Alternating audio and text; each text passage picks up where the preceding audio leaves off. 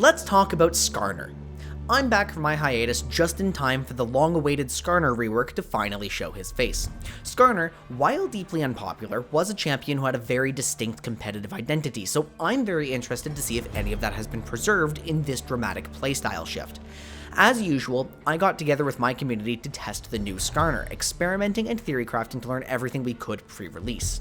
In this video, we'll be exploring Skarner primarily through the lens of a tank jungler, exploring his basic abilities, ability usage principles, skill point distribution, purpose and playstyle, mid-game transition, alternate roles, draft, itemization, and runes. Skarner's passive is a damage over time effect triggered by his attacks and some of his abilities. Striking an enemy with basic attacks, with Q, or with R applies a stack of Quaking. At 3 stacks, enemies take % max HP magic damage over time, with the duration refreshing on subsequent applications. Skarner's W and E do not apply his passive. Skarner's Q empowers his next 3 auto attacks. On cast, Skarner picks up a boulder, stopping during the cast time. While empowered, Skarner gains bonus attack speed and range. His next 3 attacks deal bonus physical damage in an area, with the 3rd attack dealing % max HP damage and slowing its targets, ending the effects of Q. While Q is active, Skarner may recast the ability to throw the rock as a linear skill shot. The rock has the same effects as Q's 3rd auto attack, instantly ending the ability. Q's cooldown begins counting down as soon as Skarner is empowered, and he may not throw the rock until 0.75 seconds have passed. Skarner's W is an AoE shockwave centered around his position. On cast, Skarner gains a shield equal to a percentage of his own max HP. He then deals magic damage in a large area, slowing enemies hit. Skarner may freely move during W's cast time. Skarner's E is a dashing command grab that allows him to pass through terrain.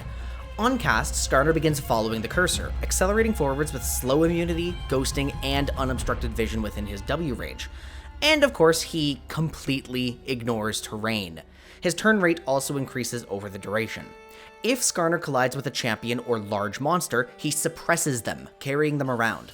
If Skarner charges his enemy into terrain, they take physical damage and are stunned, reducing E's cooldown. Now, don't get too excited about movement speed synergies. E's move speed is static. Skarner cannot be sped up or slowed down by any means. If Skarner grabs an enemy in such a way that they enter the wall, they get slammed immediately, and this may pull enemies over terrain. Finally, Skarner can recast E to end the ability. This is valuable if he misses or is flying into his death. Skarner's ultimate is an AoE suppression. It's a conical skill shot extending from Skarner's position, widest near himself and thinnest at max range. After the cast time, Skarner deals magic damage to all enemies hit, suppressing the nearest 3 enemy champions and attaching them to his position. Skarner gains movement speed during a successful suppression. He remains capable of casting W and items, but not other spells or flash. If Q is active when Skarner presses R, he will immediately throw the boulder at the start of R's cast time. So Skarner is a champion with extreme amounts of CC, with simple and easy abilities, no complex combos, just principles. And the most important principle is how we're using our boulder around our charge. Skarner's E will extend the duration of his Q while it's active, combined with Q tracking its cooldown immediately on cast, and it's very possible to pull an immediate second Q after spending our boulder, even during our rock throw. This usually occurs after level 9 with some ability haste in our items. Even before that breakpoint though, if it's possible, pulling a Q before casting E maximizes our stickiness and combat power, so get in the habit of casting QE if you're the aggressor. Then we need to learn how to E properly and when it's worth taking orthodox gank paths rather than going through walls. Skarner does have a suppression on a basic ability, but if you charge through a wall without grabbing an enemy and you don't have a lot of space with which to chase, you quickly run out of impact. Since E loses to most CC as well, there's a lot of forced plays that can get stifled. If the enemy is very close to terrain, or if you have a lot of space to play with, then it's likely correct to E through terrain. But if the enemy is overextended on the outside track to their turret, it's probably best to take an orthodox gank path using your E only for its CC. Skarner's ultimate can be poorer offensively than you would think. Obviously, if you slam a guy into a wall, that guy can be suppressed for free, but as a rule of thumb, a long-ranged suppression will not land unless the target is CC'd. Your slows are enough against immobile targets, but you need help or enemy commitment against mobile targets.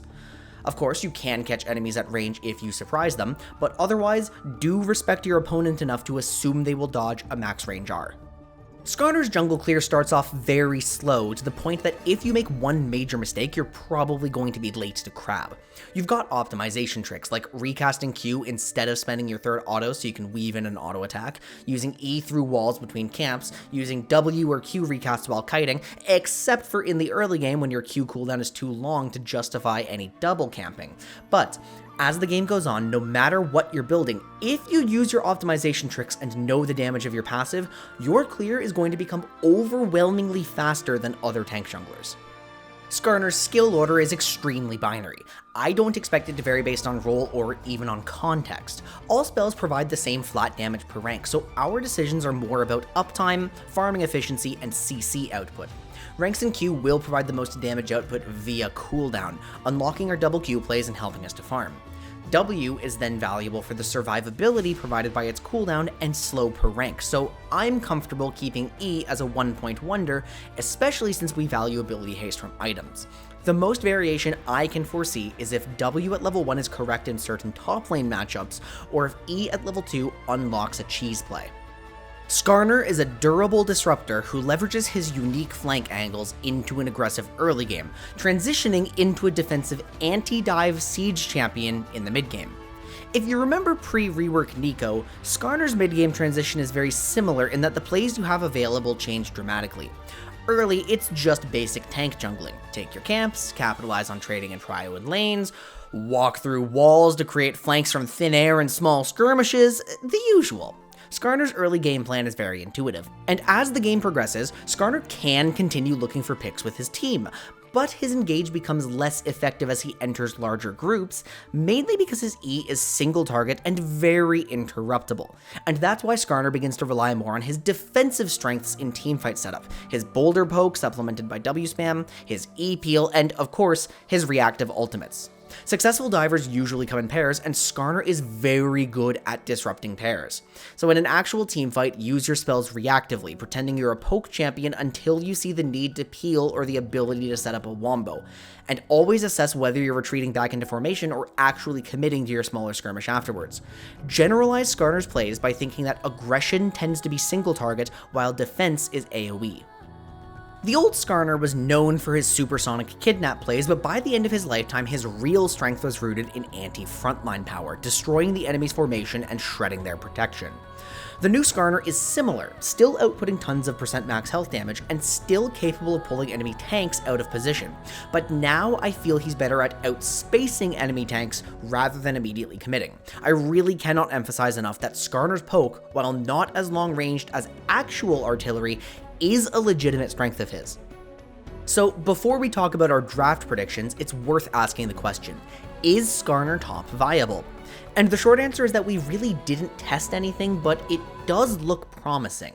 Sure, he's gated on his first two sequences by long cooldowns, but I'd wager that at worst he's a good counterpick to other tanks. And if that's true, he might be a really gross red side flex pick.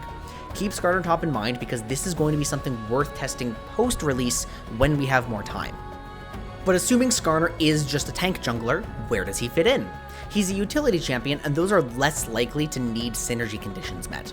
He values big AoE spells to capitalize on his ultimates, but I don't think they're essential.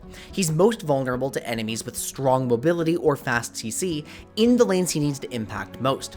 His power is greater when the enemy has locked in forward aggression, especially when they have a strong front line or multiple divers. I believe he fits best into siege, bait and punish, and front-to-back archetypes, but I think he's flexible enough to work in dive, single target blowup, pick, 1-4, 1-3-1, skirmish aggro, and his kit has so much going for it. Poke, pick, peel, damage, disruption. On a purely conceptual level, I think Skarner is optimized mostly by the enemy team. We use him as a compositional counterpick unless we need his siege strength and Maokai isn't more appealing. But in practice, I'm almost certain we're allowed to just pick Skarner early in draft and adapt from there. When it comes to itemization, I personally value tank stats and ability haste. Taking a quick look at Skarner's ratios, it's clear he's intended to deal damage by building HP, and my preference is to purchase durability items with output so I can fulfill my mid-game duties most effectively.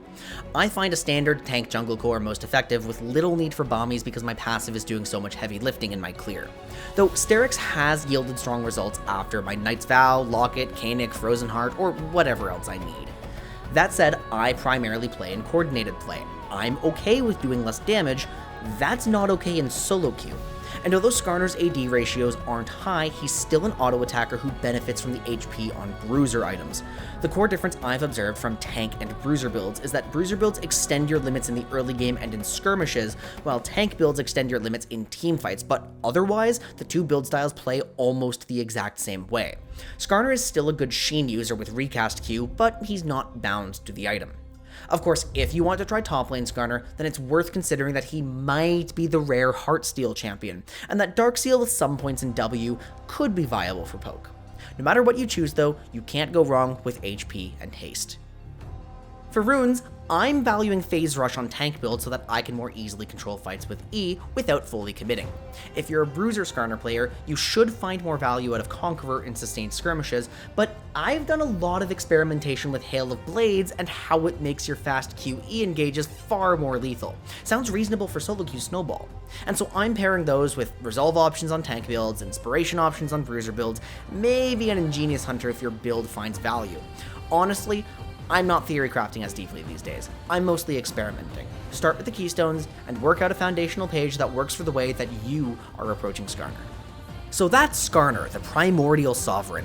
And honestly, I can't remember the last time I was this excited about a champion release. He's an excellent playstyle match for me, and he's going directly into my own pool. I love this semi-artillery, semi-defensive tank.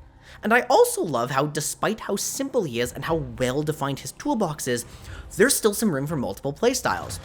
And those playstyles will require post-release experimentation. So if you discover anything new about Skarner, please be sure to leave it in the comments below to help everyone learn. And thank you so much to my patrons, SonicX5040, Mel7401, Darwin, and Prismasire. Your support, especially during this hiatus, is so greatly appreciated.